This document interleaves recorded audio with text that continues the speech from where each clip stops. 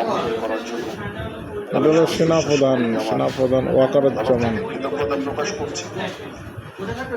আমি মাননীয় প্রধান উপদেষ্টার প্রতিও কৃতজ্ঞতা প্রকাশ করছি। আমি যখন ওনাকে অনুরোধ করলাম এরকম একটা অনুষ্ঠানের জন্য, উনি সাথে সাথে রাজি হলেন এবং আমরা সবসময় এই দেশের ধর্ম, বর্ণ, গোত্র সকল সম্প্রদায়ের সাথে আমরা অত্যন্ত ওতপ্রোতভাব জড়িত এবং আমরা একসাথে বাস করতে চাই।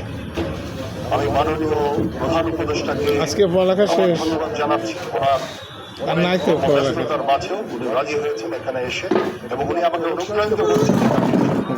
ওনার প্রতি আমি কৃতজ্ঞতা জ্ঞাপন করছি এবং আমরা ইনশাআল্লাহ সবাই মিলে এই দেশ জাতিকে একটা শান্তির জায়গায় নিয়ে যেতে চাই।